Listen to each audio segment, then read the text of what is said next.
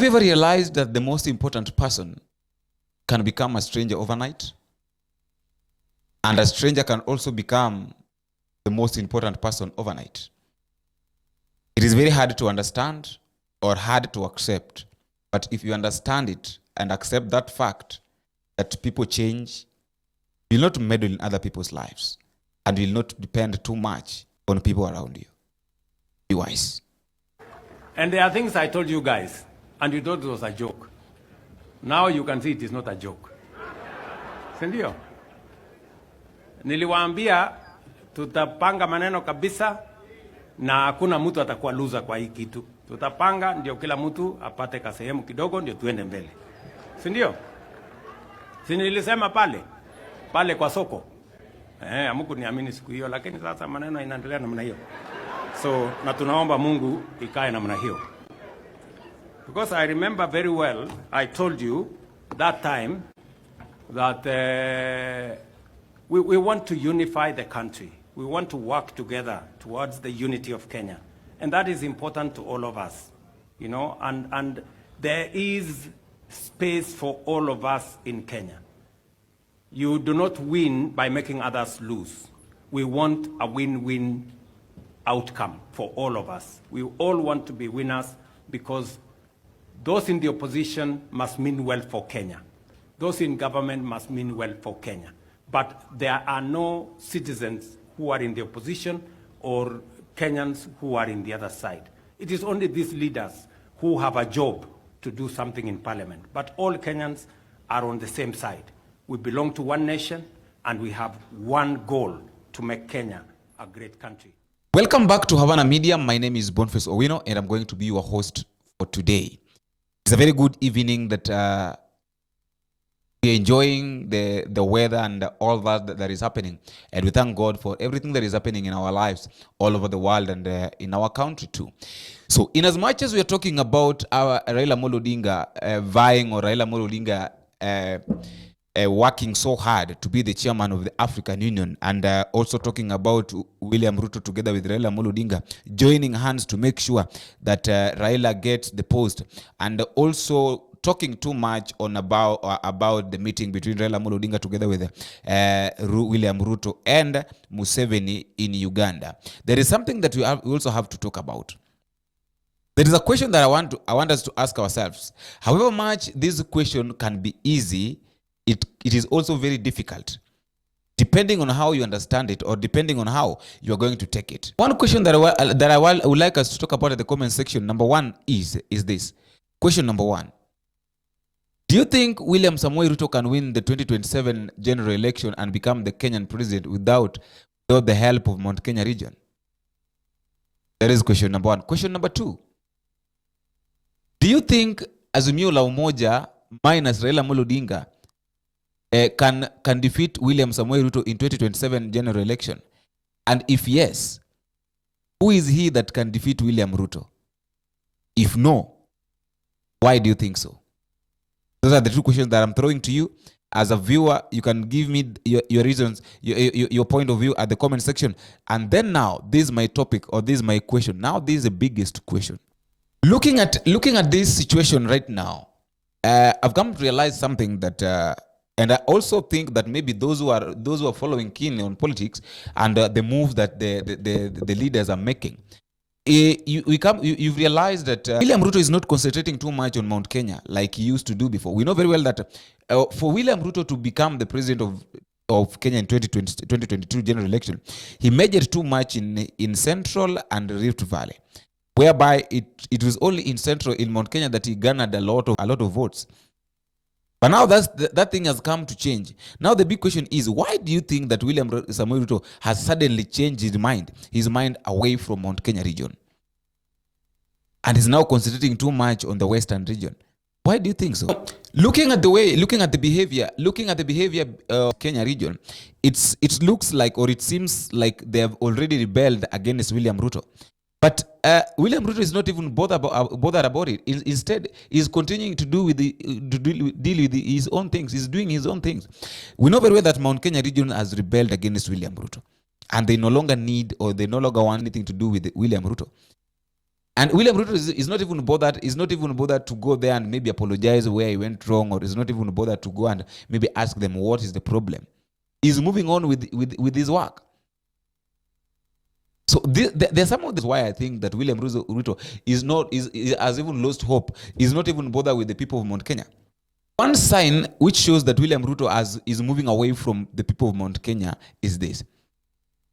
If you're very keen, you've come to realize that William Ruto, instead of appointing or instead of electing or appointing anybody who was from UDA, become the Secretary General of UDA, he took Cleophas Malala. Now, William Ruto Cleophas Malala in the picture as the UDA Secretary General, and Cleophas Malala comes from Western. What William Ruto was trying to do was this. Number one, he's trying to take away his politics away from Mountain. After all, we know that politics revolves around politics, and for him to get away from these people of Mount Kenya, he has it forced him to look for another person from another region, so that when things starts working out, he is already out from that place. I've told you that the number one factor that we have to understand, and according to me, why I think William Ruto is not even bothered about the people of the mountain, was bringing in Cleophas Malala to become the Secretary General. That is number one. Because he understood that for him, okay, these people have rejected me, or they don't want even anything to do with me. For me to also show them that I don't depend on them too much, I have to look for another region where I can gain a lot of votes. Now, for me to gain a lot of votes, because we know that votes goes with politics, works with politics. Now, for me to gain votes from another region, I have to bring in another person from that region who have a say in my party and also has a voice in their region. And that is why he brought in Cleophas Malala to stand in as the Secretary General. Number two factor. Just under that, he also decided to bring in Musalia Mudavadi. We are seeing the Musalia Mudavadi factor in this. Now, the big question that we should ask ourselves is, what is Ruto's plan with Musalia Mudavadi being the secretary, being the Minister of Foreign Affairs? That is number second. That is the biggest question that we should ask ourselves. Musalia Mudavadi comes from Western. Cleophas Malala comes from Western. What is Ruto's plan? He's not even bothered with the people of Mount Kenya. Whether they quarrel, whether they make noise, whether they mock him, he doesn't even care. He don't even talk about them. He's bringing in people of Western slowly by slowly. Now, the second factor is that William Ruto has started to work so hard and to focus on the Luo nation and ODM strongholds. We know very well that the place or the nation that gave William Ruto a lot of votes was Kikuyu. That is in Central. That is Mount Kenya. And if it was worth it, to keep, why change your mind? If you know very well that you can benefit from these people, why change your mind? Why the sudden change of Ruto's mind? Yet we know very well that these are the people that gave him a lot of votes. Why is the sudden shift? So the second factor that I think why William Ruto is not even concentrating too much on the people of Mount Kenya is he wants to focus too much on the Luo nation and the ODM strongholds, such that when Raila Amolo Odinga goes to the AU, you already have those people around him. I told you that there's no one who has a lot of calculation in politics than William Ruto. He knows very well that any moment I make a step, any step that I make, it will be a benefit to me. And it will be an added point, not a minus.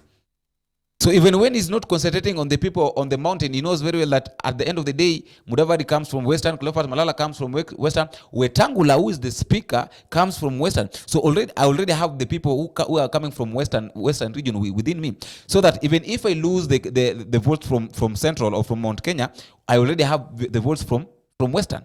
So those are the things, those are the calculations that Ruto are making. Number third factor, who have realized that the trips that William Ruto is making in Mount Kenya have reduced. There's no I don't remember if there is any single day that William Ruto could have stayed without going to Mount Kenya for even once, twice, or thrice a week.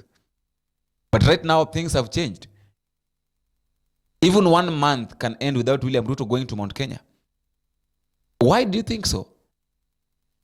Number fourth factor, that's my thoughts. Number fourth factor is this, Raila's factor. And this is another big reason as to why I think William Ruto is trying to walk away. And this is the best style that William Ruto is using to walk away from the people of Mount Kenya. And if they've not realized it, it is better they realize it. And even for the people that are watching this video, that have watched or that are watching this video, she will share it with the people of the mountain, so that they can also understand why William Ruto is trying to walk away from them, and the styles, the strategy that William Ruto is using to walk away from them. This Raila factor. We know very well that for the people of the Mount Kenya to rebel against to rebel against Uhuru Muigai Kenyatta was the mistake that they thought that it was a mistake, yet it was not a mistake. Uhuru Muigai Kenyatta shaking hands with Raila Odinga. The moment Uhuru Kenyatta shook hands with Raila Amolo Odinga, the people of the mountain washed their hands and they started rebelling against Uhuru Kenyatta. So this is the advantage that William Ruto also wants to use, so that the people of the mountain can rebel against him. We know very well that the people of the mountain elected William Ruto not because they loved him. Let us now talk. The people of the mountain elected William Ruto to be the president not because they loved him, but simply because they wanted to punish Uhuru Kenyatta by shaking hands with Raila Amolo Odinga, the person that they didn't expect. They felt like they've been betrayed. So when William Ruto is shaking hands, has decided to shake hands with Raila Odinga, is trying to trigger what happened back during the reign of Uhuru Kenyatta and Raila Odinga, so that the people of the mountain can also do the same thing and rebel against him and try to punish him in 2027 the same way they punish Uhuru Kenyatta. At the end of the day, Ruto knows very well that if they try to walk away from him, he will get some votes from another place. So this is one of the things that Ruto is. This is one of the strategies that Ruto is trying to use. Either way is William Ruto's deals is coming to pass. Just under that, we've realized currently that William Ruto is really humiliating Uhuru Kenyatta, the former president, that is Uhuru Kenyatta. So by humiliating, William Ruto has calculated that by humiliating this guy, the people of the mountain will not stand and watch me humiliate their son. They will come up and say that, okay, after all, Uhuru Kenyatta is our son, and we cannot allow you to humiliate him the way you are doing. So if you can humiliate our son, it means that now you don't even need our support. Let us walk away from you. So according to me, if Ruto was very keen with the people of the mountain, or maybe if Ruto still had plans with the people of the mountain, he would have not humiliated Uhuru Kenyatta. He could have kept that good relationship between him and the former president. If at all Ruto wanted people of the mountain still to be somewhere in his plans, I think that is now where the people of the mountain should play their cards well and ask themselves, what do they want in this government, or where is the position in this government? I have 3 predictions. Before I give you a chance to give me a comment in the comment section, I have 3 predictions. Prediction number 1, we have to understand that politics is a matter of interest. And if not soon, then very soon, we'll see Rigathi Gachagua together with Uhuru Muigai Kenyatta working together. Why am I saying this? Because if Rigathi Gachagua has been betrayed by William Ruto, it means that his trust on William Ruto will not be there. Another thing, if Uhuru Kenyatta is being humiliated by William Ruto, so it means that these 2 guys have one common enemy, and that common enemy is William Ruto. For them to win, for them to defeat this common enemy, they must work together. They must come together and reconcile. There must be a reconciliation between Uhuru Kenyatta and Rigathi Gachagua for them to come together as the people of the mountain to fight against William Ruto. Because William Ruto is their greatest enemy here. That is number one. Number one, I've told you, number one predictions is that Uhuru Kenyatta together with Rigathi Gachagua will soon reconcile. The second prediction that I the second prediction is this. William Ruto can decide to nominate Mudavadi as his running mate in 2027 general election. After all, politics is about numbers. And if these numbers that the people of the mountain can give me after all, if the number that the people of the mountain were supposed to give me, they can't give me, I can find it somewhere else. And this somewhere else is in Western. If the people of Western, this is the calculation of Ruto. If the people of Western can give me the number of votes that the people of the mountain can give me, and the people of the mountain are failing or are refusing to give me, then let me bring in Mudavadi factor so that Mudavadi can be my running mate.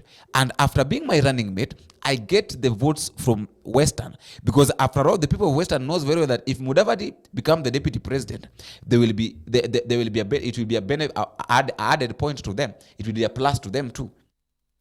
So number two is my prediction number two is bringing in Mudavadi, deciding to nominate Mudavadi to become his running mate as the deputy president for the 2027 general election. That is number two. Number three is that the people of the mountain will publicly and openly, if soon then very soon, come and rebel against Ruto, in which it has already started.